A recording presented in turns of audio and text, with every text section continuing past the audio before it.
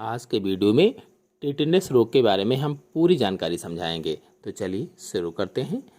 Tetanus रोग मानव के अत्यधिक खतरनाक रोगों में से एक है, यानी बहुत खतरनाक होता है, जो जीवाणुओं के द्वारा होता है, अर्थात जीवाणु जनित रोग है या बैक्टीरियल डिसीज होती है। टेटनस बैक्टीरियल डिसीज है।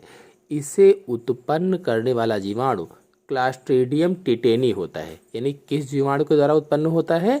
तो क्लास्ट्रीडियम टिटेनी के द्वारा उत्पन्न होता है। यह जीवाणु मृदा में हर जगह पाया जाता है। हर जगह का मतलब है धूल, मिट्टी, घोड़े की लीद है, चौपायों के गोबर है, आदि सभी जगहों पर ये जो जीवाणु है पाया जाता है। जैसा कि आप लोग चित्र में देख रहे हैं, यह जीवाणु मुग्धाकार होता है, अर्थात क्लब शेप्ड होता है। मुग्धाकार का मतलब है क्लब शेप्ड होता है। प्रायः जंग लगी हुई कील के चुभने से यह रोग अधिक हो जाता है। अगर किसी कील में जंग लगी हुई, बहुत पुरानी कील है, मिट्टी में पड़ी हुई थी और उसी से चोट लग जाती है, तो इसके होने की संभावनाएं बहुत ही अधिक होती हैं।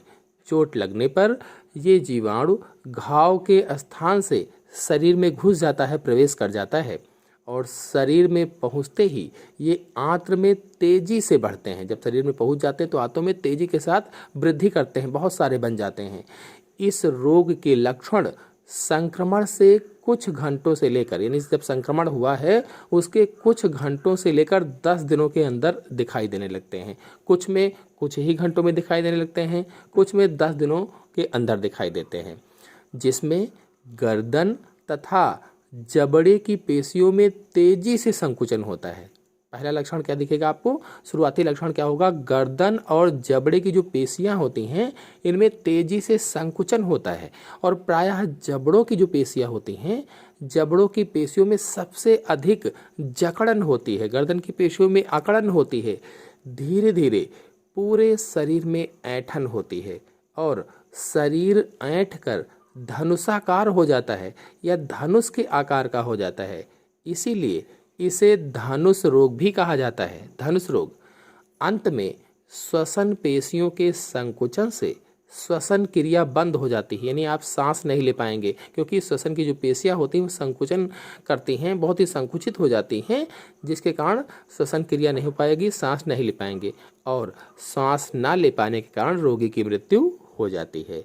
तुरंत उपचार के लिए चोट लगने पर ATS का इंजेक्शन लगवाना चाहिए। जब भी आपको चोट लगे तो ATS का इंजेक्शन लगवाना चाहिए और साथ ही साथ प्रतिजैविक औषधियों तथा पेशी शिथिलन को प्रेरित करने वाली औषधियों को भी दिया जाता है। यानी डॉक्टर के यहाँ जाएंगे तो वो ये औषधियाँ भी आपको देगा। और चोट लगने के 24 घंटे के भीतर टेटनस का इंजेक्शन लगवाना जरूरी होता है। जब भी आपको चोट लगी है तो उसके 24 घंटे के अंदर टेटनस का टीका लग जाना चाहिए। अगर इंजेक्शन सही समय पर नहीं लगवाया गया तो घाव के जरिए बैक्टीरिया शरीर के अंदर दाखिल हो सकते हैं, जिससे आपको बहुत बड़ी प्रॉब्लम हो सकती है। इस रोग की रोकथाम के लिए जन्म के 40 दिन के बाद शिशु को DPT का इंजेक्शन लगवाना चाहिए। ये रोग ना हो इसके लिए जन्म के 40 दिन के बाद में जो शिशु होता है उसको DPT का इंजेक्शन लगवाना चाहिए।